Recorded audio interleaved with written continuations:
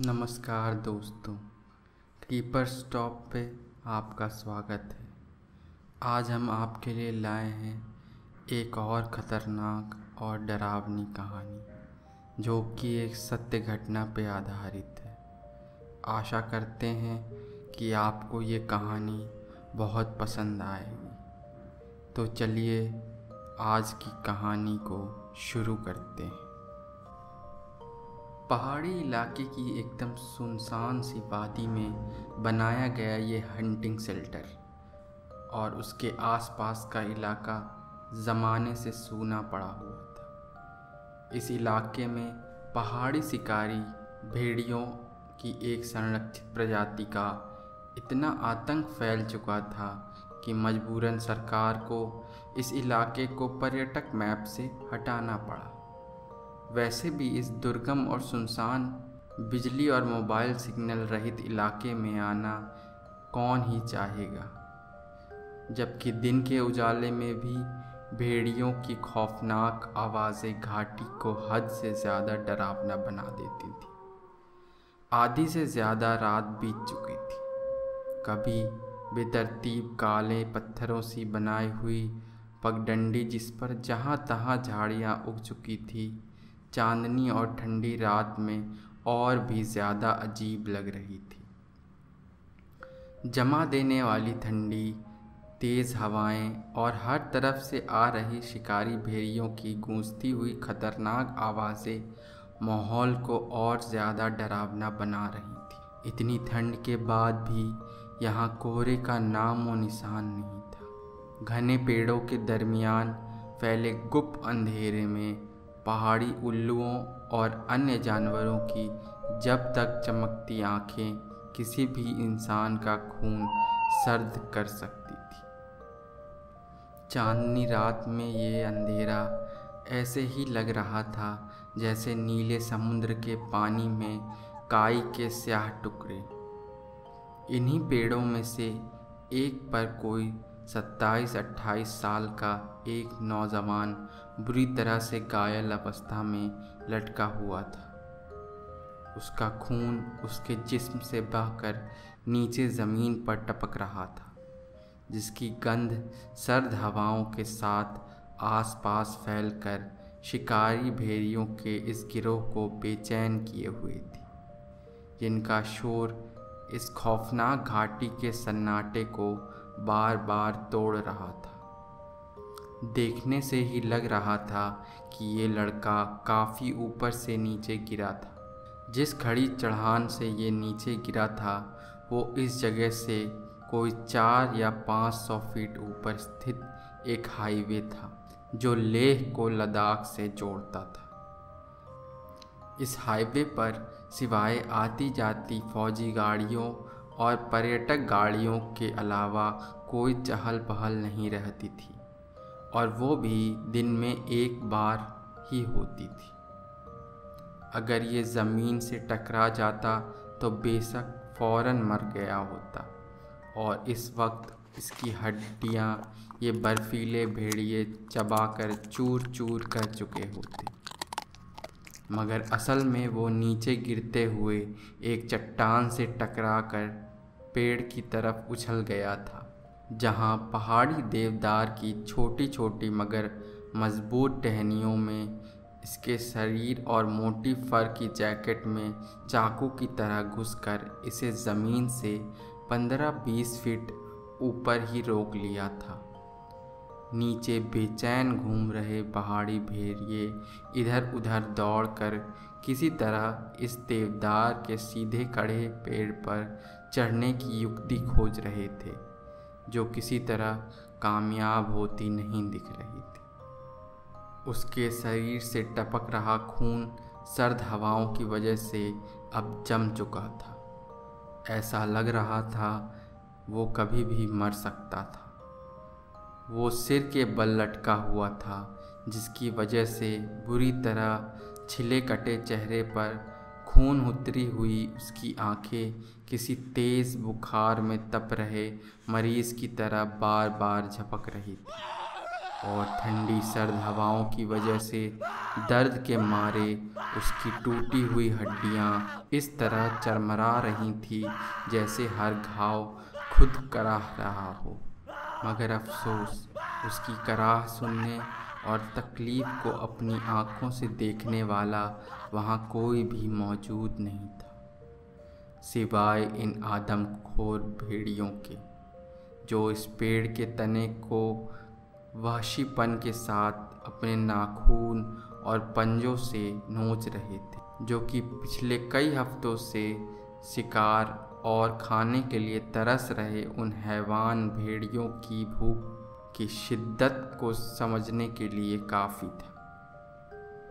इनमें से कई दरिंदों के मुंह पर इस लड़के के उस खून की कुछ बूंदें अब भी देखी जा सकती थी, जो कुछ घंटे पहले सूरज के डूबने के समय इन्होंने पेड़ के नीचे की ज़मीन से उस वक्त चाटी थी जब ये लड़का ऊपर से नीचे गिरते वक्त इन डालियों के बीच बंध गया था और उसका रक्त ज़मीन पर बारिश की मोटी मोटी बूंदों की तरह बरस रहा था। तुम्हें क्या लगता है सैम, उस जगह से 50-60 किलोमीटर दूर एक लग्जरी कॉटेज के बाहर जलती हुई आग के पास बेंत की कुर्सी पर बैठी हुई उस लड़की ने अपने दोस्त के कंधे पर सिर रखते हुए पूछा, जो किसी वजह से परेशान लग रही थी। उसकी परेशानी में पछतावा नहीं था, बस डर था।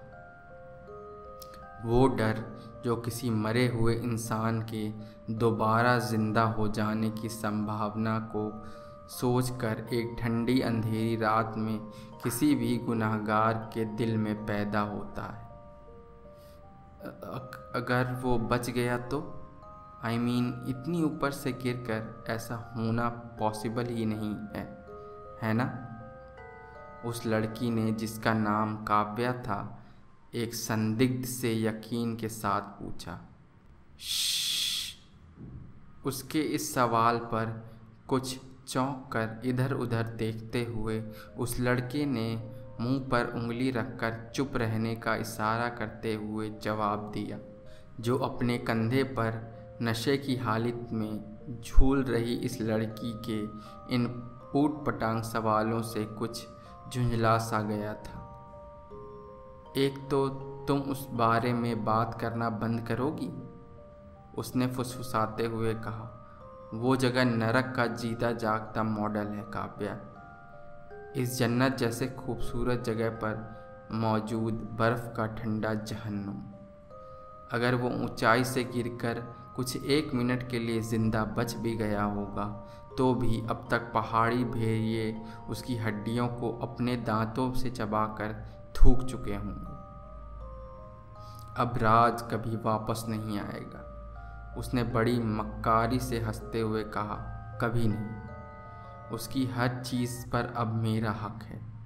उसने अपनी आँखों की चमक को छिपाने की कोशिश भी नहीं की, जो उसके हैवान शिफत चेहरे पर बहुत घिनौनी मालूम हो रही थी। उसकी दौलत, उसका घर, उसकी महंगी गाड़ियाँ, बिजनेस। उसने बची हुई शराब को जलती हुई आग में फेंक कर उसे भड़काने से पहले अंतिम शब्द को चबा चबा कर बोलते हुए कहा, और उसकी महबूबा भी। उसने काव्या के चेहरे पर वासना में डूबी हुई अपनी उंगलियों को फिराते हुए कहा, उसकी खूबसूरत महबूबा भी। तकदीर ने तुम्हें जो कुछ भी दिया था उसे मैंने अपनी तदबीर से छीन लिया है तुमसे राज, उसने फुसफुसाते हुए कहा। तुम नहीं जानते तुमने मुझे अपनी किस्मत से कितना जलाया है।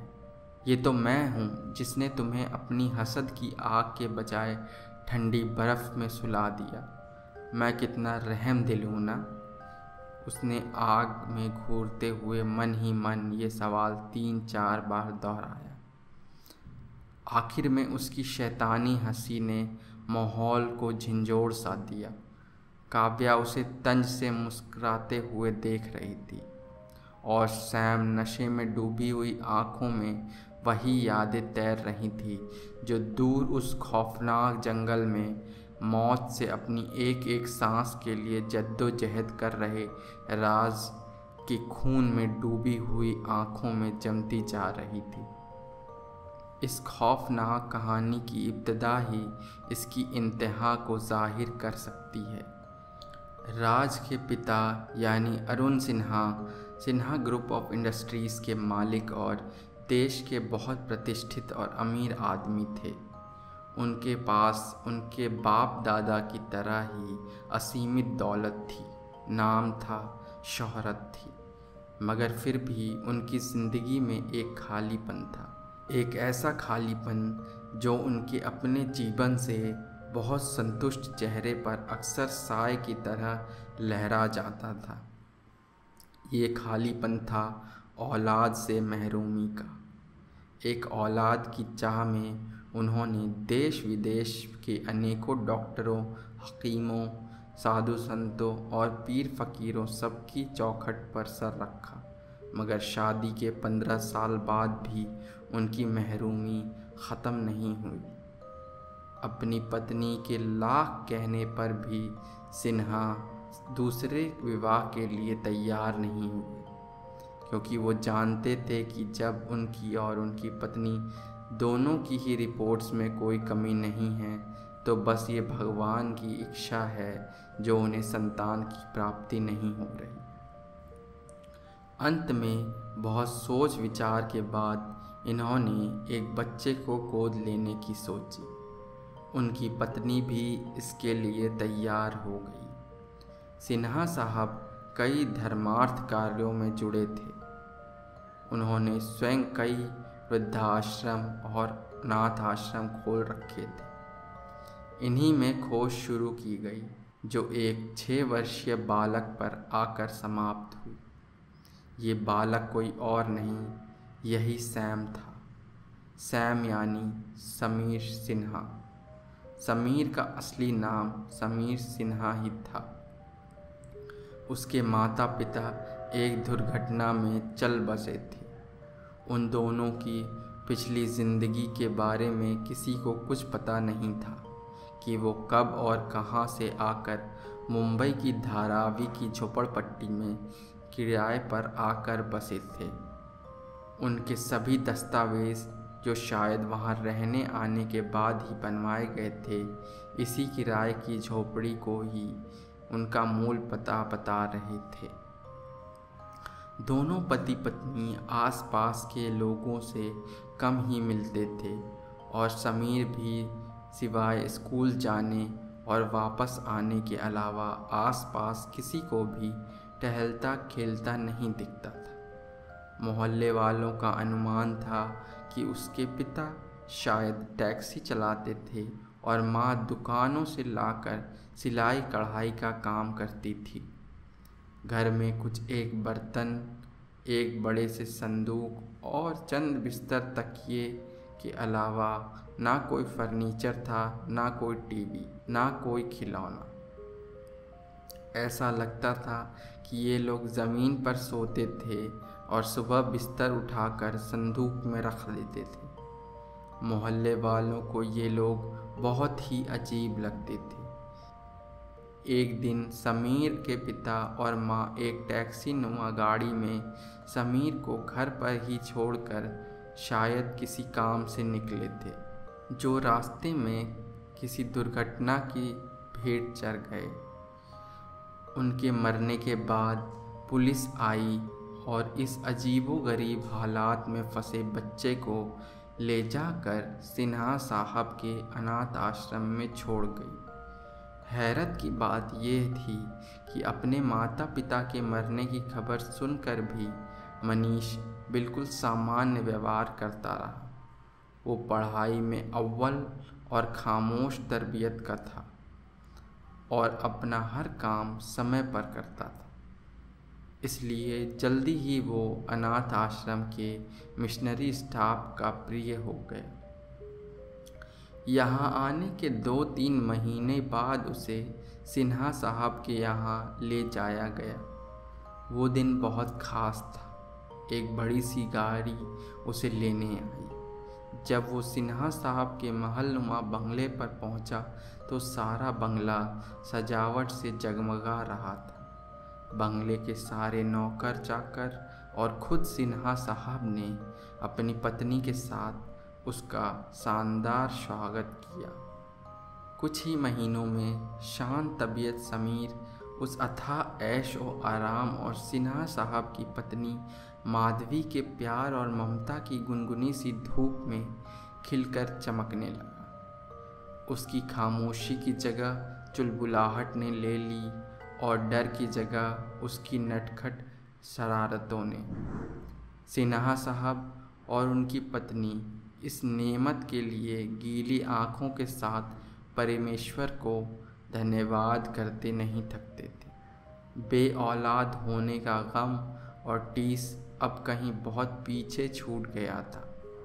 मम्मा, समीर अक्सर माधवी से कहता, ये बड़ी सी गाड़ी किसकी है जो मुझे यहाँ लाई थी? आपकी है बेटा, माधवी दुलार से जवाब देती। सिर्फ मेरी? समीर शक भरे लहजे से पूछता। हाँ बाबा, सिर्फ आपकी, माधवी उसके गालों को चूमते हुए कहती। मैं आपके पापा, ये कमरा, घर, गाड़ी या खिलौने सब कुछ आपका ही है, बस आपका। वाह मम्मा, वो दुलार से कहता, मैं आप दोनों को किसी को भी नहीं दूंगा। You are my best mommy. Madhavi हंस हंस के निढाल हो जाती। अगले 2 साल ऐसे ही हंसी खुशी में बीत गए।